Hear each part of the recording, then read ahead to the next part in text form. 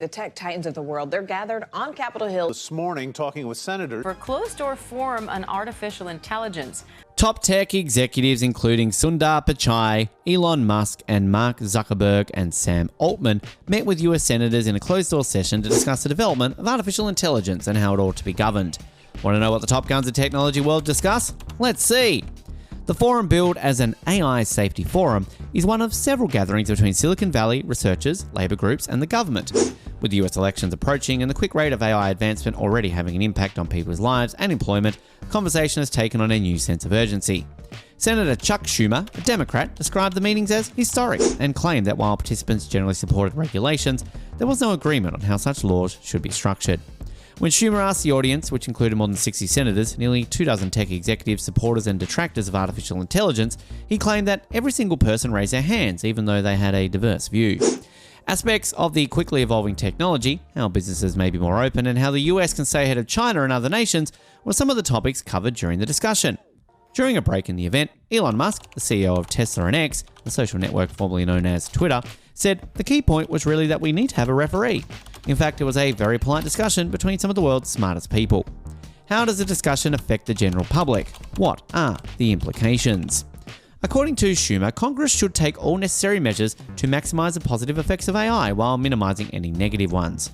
Whether it's enshrining bias or the loss of jobs, or even the kind of doomsday scenarios that were addressed in the room. And only the government can install guardrails. But is this all in the hands of the government? Do you actually think tech companies influence government policies? Participants also talked about the urgent need to take action to safeguard the 2024 US elections from disinformation being amplified by AI, according to Schumer. Schumer stated that one of the main issues was deepfakes, in which people mistakenly believed that someone or a campaign was saying something when they were entirely artificially intelligent creations. As a remedy, watermarking, badging content as AI generated was considered. What are deepfakes? Deepfake videos use a form of artificial intelligence called deep learning, which uses multiple layers of processing to get sophisticated features from data. Often acknowledged as the 21st century's answer to Photoshop, deepfake makes use of deep learning technology to create fake images of events and people. Recently, an Arizona mother became the victim of a horrible scam that used deepfake audio messages of her daughter calling for help. Deepfake technology is becoming more realistic and harder to detect. Even though deepfake detectors are improving, criminals can use the same prevention technology to upgrade the perfection of deepfake videos, making it more challenging. Before moving to the simple and complex methods of detecting deepfake media, let's dig a little deeper into deepfake, the types of deepfake, and its implications. So, how's it done? It takes just a few steps to make a face swap video. With an AI algorithm called encoder, you can run thousands of face shots of two different people, and the encoder finds and learns similarities between the two faces and reduces them to their common features, compressing the image in the process. Another AI algorithm, a decoder, recovers the faces from the compressed image, and since the faces are different, one decoder is trained to recover the first person's face, and another decoder to recover the second person's face. To perform the face swap, you just have to feed the encoded images to the wrong decoder, which means that a compressed image of a person's AI face is fed into the decoder, which is learned by person B. Thus, the decoder reconstructs the face of person B with the expressions and orientations of face A, and to make the video convincing, this process should be repeated in every frame. Deepfake technologies can not only create videos, but also can create completely fictional photos from scratch. Audio can be deepfake too. Although it is a positive development for those who have lost their voice due to a disease, and where deepfake can restore their voice, deepfake audio messages have been widely used to spread false information and financial scams. Voice skins, or voice clones of public figures, have been created for entertainment as well as malignant purposes. Bill Gates, Charles Rivkin, the CEO of the Motion Picture Association, Eric Schmidt, the co-founder of the Center of Humane Technology, Tristan Harris, and Deborah Rajar, a researcher at the University of California, Berkeley, were among the industry leaders and AI researchers that attended.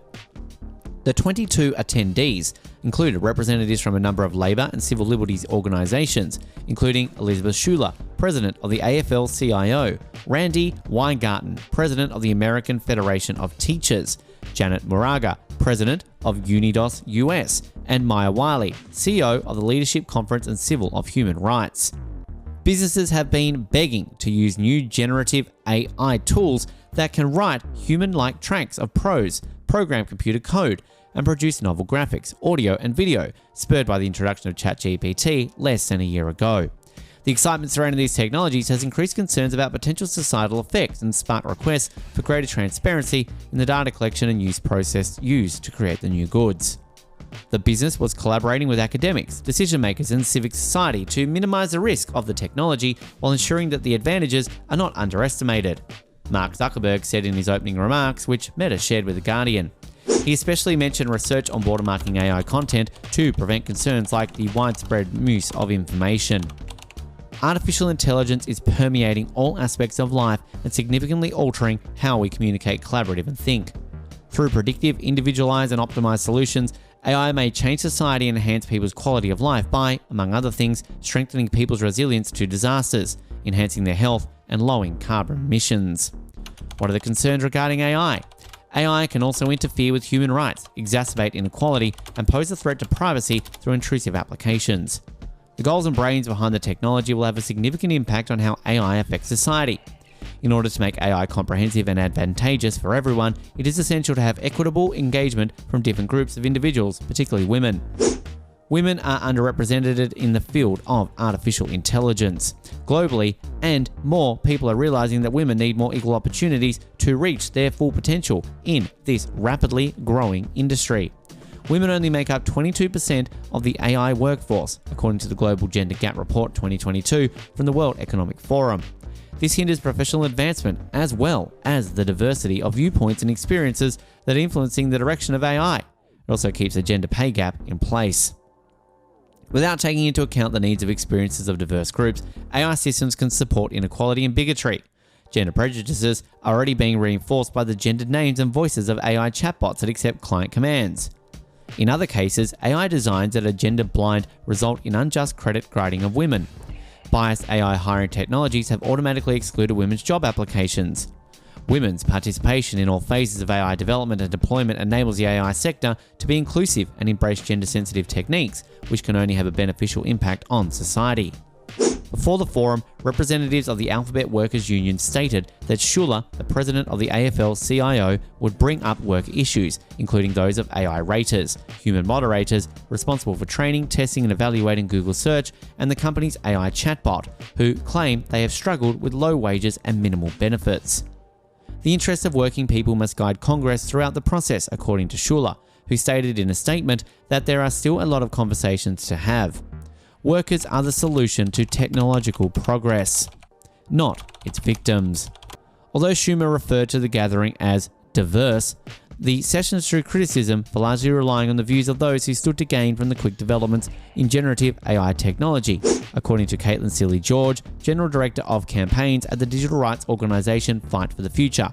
Half of the people in the room represent industries that will profit from lax AI regulations. The vulnerable populations who are currently being damaged by the discriminatory use of AI must be represented at this table, according to George. Tech companies have been playing the artificial intelligence game for long enough that we know where that leads us. Biased algorithms that discriminate against black and brown people, immigrants, people with disabilities, and other marginalised groups in banking, the job market, surveillance, and policing. Some lawmakers criticise a private meeting, saying that tech CEOs ought to provide public testimony instead.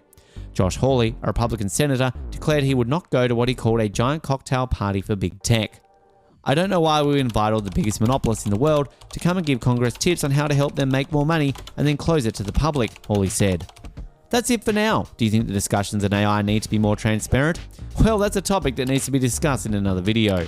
Thank you for watching, and for more videos, subscribe to this channel.